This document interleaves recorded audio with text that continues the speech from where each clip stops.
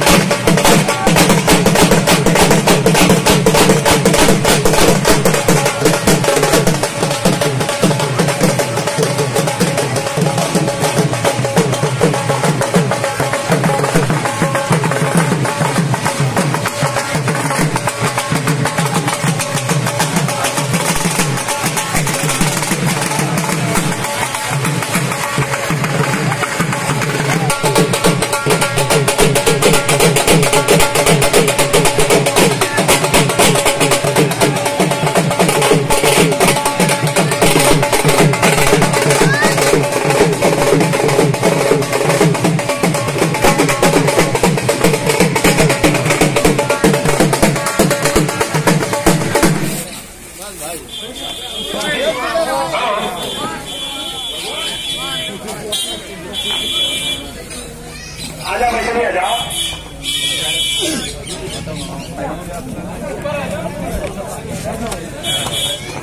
तो यहीं पर आजा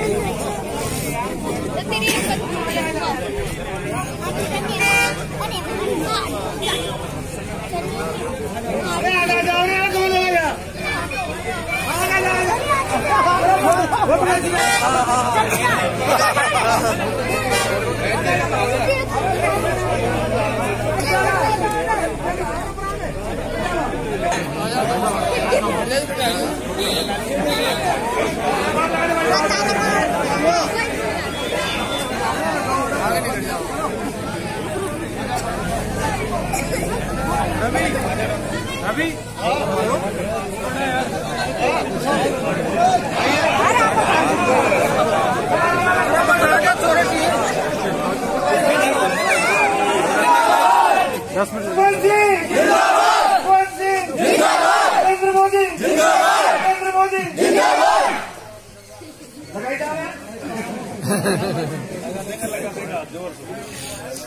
ऑनलाइन चलाओ, ऑनलाइन चलाओ।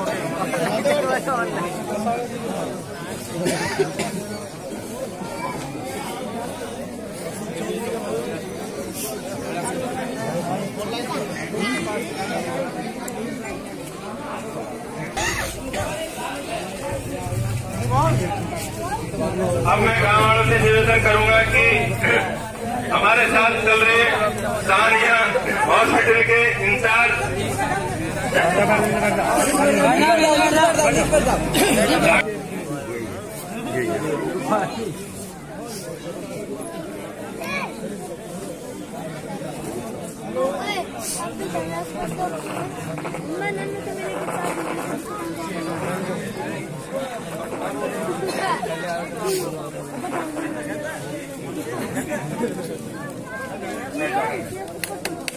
अब मैं हमारे बीच में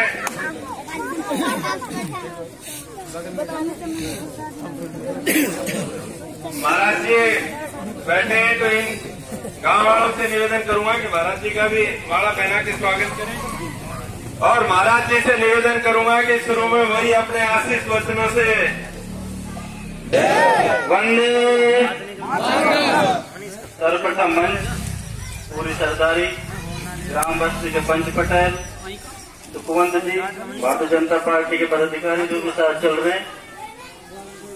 मैं तो गांव की तरफ से आप सबका बहुत बहुत स्वागत करता हूँ और आभार व्यक्त करता हूँ क्योंकि मैं तो गांव से ही हूँ।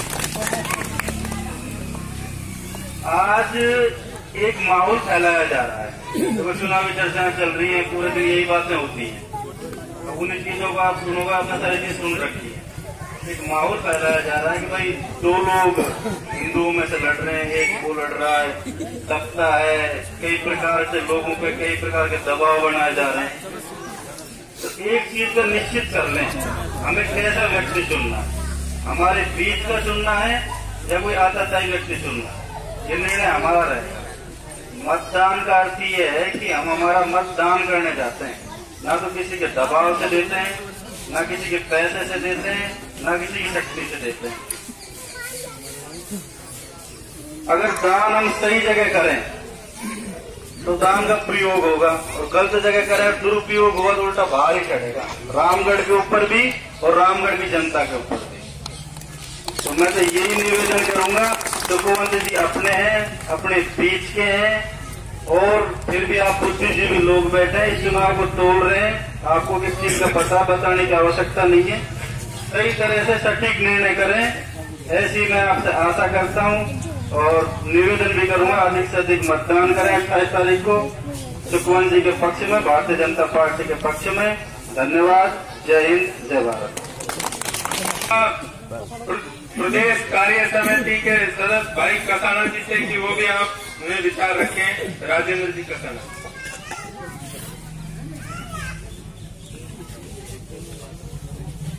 परम सम्मानीय यहाँ उपस्थित सारी सरदारी के चरणों में नमन। परम सम्मानीय भारतीय जनता पार्टी के प्रत्याशी भावी विधायक रामगढ़ श्री सुखवंत जी, परम सम्मानीय इनके साथ चुनावी समर में चल रहे सभी भारतीय जनता पार्टी के वरिष्ठ नेतागण, युवा शक्ति, मातृशक्ति और प्यारे बच्चों, आप सब मेरे से बेहतर जानते हैं और समझते हैं आज का युवा चाहे गांव में बैठा हो, ढाणी में बैठा हो, खेत में हो, और वो संसाधन है जो आप सब एक एक चीज से वाकिफ है। फिर भी आपके बीच में हम सब आग्रह लेके आए हैं, निवेदन लेके आए हैं, आशीर्वाद मांगने आए हैं, सहयोग मांगने आए हैं और मैं आपसे प्रार्थना करना चाहता हूं, जिस तरह का माहौल इस टाइम रामगढ़ की धरती पे राजनीतिक रूप से खड़ा हो गया है, उसमें आपको गहराई से मंथन करना चाहिए, चिंतन करना चाहिए। ये पूरा हिंदुस्तान आपको देख रहा हिंदुस्तान में एकमात्र रामगढ़ का चुनाव है और ये रामगढ़ का चुनाव इस बात को तय करने जा रहा है कि आने वाले समय में राजस्थान में भारतीय जनता पार्टी और उसके संस्कार, उसका विकास, उसका विचार और आपका नरेंद्र भाई मोदी जो इस देश का सबसे बड़ा नेता है उसको सम्मान मिलता है, या उस पार्टी को जो धोखा देती है, भ्रष्टाचार करती है, अत्याचार करती है और झूठ बोल करके सत्ता में आने के बाद किसानों को ठगती है, रोजगार को ठगती है, उसको चुनते हैं। आप सब भली भांति से जानते हैं, आपके सामने जिस तरह की परिस्थितियां खड़े हैं, जिस तरह के कैंडिडेट खड़े, उन सबसे आप वाकिफ हैं। एक प्रत्याशी है जो कभी भाजपा में जाता है, कभी कांग्रेस में जाता है, कभी बीजेपी में जाता है और कभी बसपा में जाता है। इस लोकतंत्र में सबसे बड़ी ताकत आम जन आदमी के पास अपने अधिकार की, अपने सम्मान की चीज है तो वोट की ताकत है। उस वोट की ताकत को, इस आम आदमी के सम्मान को ललकार के अपनी पैसे की ताकत के बल पर वो जेब में रखने की बात करते हैं और किसी ऐसे से वोट मांगते हैं, उनको आपको जवाब देना चाहिए। दूसरी तरफ आपको सबको पता है कांग्रेस की क्या नीति है, क्या रीति है, क्या नेता है। न कांग्रेस के पास संस्कार है, कोई विचार है, कोई नीति है और न कोई नेता है। कांग्रेस की नेता कहती है अक्सर में लिफ्ट मार करके वोट लो, लोकतंत्र का मजाक बनाकर पटक दिया इस रामगढ़ के वासियों के सामने। अब रामगढ़ के वासी अपने जमीन को जगाओ, अपने व्यक्तित्व को जगाओ। रामगढ़ के वासी बिकाऊ नहीं है, डरपोक नहीं है, पूरी गरिमा के साथ जीने वाले व्यक्तित्व के धनी रामगढ़ वासियों से अपील है ऐसे लोगों को मुंहतोड़ जवाब दो और इस लोकतंत्र के सबसे बड़ी ताकत का मजबूती से उस पार्टी के पक्ष में बात करो जो भारतीय जनता पार्टी, जो इस विश्व की सबसे बड़ी पार्टी, सबको सम्मान के साथ जोड़कर चलती है, सबका सम्मान करती है, सबका विकास करती है। आपके बीच में आपका एक पड़ोसी, आपका ही लाडला जो आपकी पिछले 33 सालों से निर्माण थी, अब क्षेत्र प्रत्याशी हमको मिलना चाहिए, ऐसा मिलना चाहिए।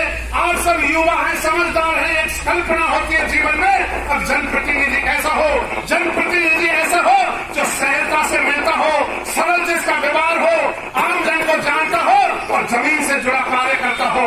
ऐसा सुखवंत भाई आप सब अच्छी तरह से जानते हैं। ऐसे लोगों को आगे ये भारतीय जनता पार्टी है जिसमें आप सबके आह्वान पर, आप सबकी ताकत पर एक चाय बेचने वाला इस देश का प्रधानमंत्री बनता है और वही ताकत पर दिखाइए। एक सामान्य से कार्यकर्ता, एक सामान्य से कार्यकर्ता सुखवंत के रूप में आपको पता भारतीय जनता पार्टी ने टिकट दिया है। सिर्फ ये भारतीय जनता पार्टी ही कर सकती है, इस तरह की मान्यता सिर्फ भारतीय जनता पार्टी में है। बाकी आप सब जानते हैं कभी पति आता है, कभी पत्नी आती है। पिछले 30 साल से इस विधानसभा को ठग रहे हैं। कभी पिताजी आते हैं, कभी बेटा आ जाता है, कभी बसपा में जाते हैं, कभी बीजेपी में जाते हैं। 2 मिनट में ही शॉर्ट में बात रखें। भाई राष्ट्रीय जनता पार्टी के प्रत्याशी बड़े भाई सुखवंत सिंह जी, स्थानीय हॉस्पिटल के हमारे बड़े भाई डॉक्टर तैयब खान जी, मुकेश मिश्रा जी, ईश भारद्वाज जी, कसाना जी, नंदराम गुजर जी, समस्त जेपी जाटव जी, समस्त मंचासीन भारतीय जनता पार्टी के पदाधिकारी। सारी निचोड़ की बात यह है कि जो आप देख रहे हो कि आपको लग रहा है कि मुकाबला 3 व्यक्तियों के बीच में है। सच्चाई यह है कि मुकाबला भारतीय जनता पार्टी और कांग्रेस के बीच में है। जो तीसरा कैंडिडेट वो परसों कांग्रेस में था, कल वो बीजेपी में था, आज वो हाथी पर सवार होकर यहाँ हमको मूर्ख बनाने हमारे बीच में फिर आ गए हैं। आप इस निचोड़ पर आ जाइए। एक दिन पहले भी हम आए थे, वो उस दिन प्रस्तावना के रूप में आपके सामने मैंने बात रखी थी। आज हम इस चुनाव का निर्णय लेकर आपके बीच में आए। आप पूरे विधानसभा में देख लो, पूरी विधानसभा हमने घूमी है। जो तीसरा प्रत्याशी है बसपा का, वो कहीं किसी भी तरह टक्कर में नहीं है। मैं पैसे के दम पर चुनाव जीत लेता हूं, ऐसे प्रत्याशी को जिता दिया, मतलब वोट दे लिया आपने, तो इतना बड़ा नुकसान हो जाएगा, इतना बड़ा नुकसान हो जाएगा जिसकी भरपाई अगले 20 साल तक नहीं होगी। क्योंकि हमारा भारत मत गलत चला गया, हमारा अगर मत हमने उसको दे दिया और मत गलत हो गया। और कांग्रेस जिसको हमारे आहूजा साहब ने एक शब्द में नागिन कहा था, वो वास्तव में नागिन है। ये सही बात है। क्यों? अगर ये आपके सामने बात आई कि सिर फोड़ो, चाहे कुछ भी करना पड़े, पर इन सब का वोट लेना है, क्या प्रजातंत्र में वोट सिर्फ वोट कर लिया जाता है भाइयों? एक घूम रहा है, कहा कि इनको ऐसे करो, इनको बीड़ी का मंडल दो, दारू की बोतल दो और जबरदस्ती से गाड़ी में बैठा लो और फिर भी नहीं देते तो जूते से वोट ले लो। क्या ये प्रजातंत्र है? क्या ये लोकतंत्र है? लोकतंत्र में वोट की ताकत है। 70 साल से कांग्रेस के राज में जिस देश की पहचान कहीं नहीं बनी, नरेंद्र भाई मोदी 70 साल के बाद में आया और 5 वर्ष में कि यहाँ से परसेंटेज में हम आगे बात में मतलब ना है, बीजेपी फंस जाए। आशा है आगे 90 से ऊपर पहुंच जाए। आगे प्रभु कृपा है, बाकी हमारी कोशिश और परिस्थिति का आशीर्वाद पूर्ण आप लोग। ग्राम के सभी सम्मानित बुजुर्गों, नौजवान साथियों, माताओं, बहनों, प्यारे बच्चों, मंच पर विराजमान संत शिरोमणि सम्मानीय चेतन मुनि जी महाराज, मुकेश मिश्रा जी, डॉक्टर तैयब जी, जेपी जाटव जी, मंडल अध्यक्ष नंदराम गुर्जर जी, मेरे साथ बैठे हुए हैं ईश भारद्वाज जी, जिन्होंने मेरे साथ ही प्रयास किया था टिकट के लिए, लेकिन पार्टी ने किसी एक को निर्णय करना था, बता दिया। रामगढ़ का चुनाव कोई साधारण चुनाव नहीं है, इस पर पूरे प्रदेश की नजर है और ये निर्णय आपको करना है। जब आप मतदान करने जाएं और उस समय 1 मिनट सोचकर अंतरात्मा की आवाज पर आप बटन को दबाना।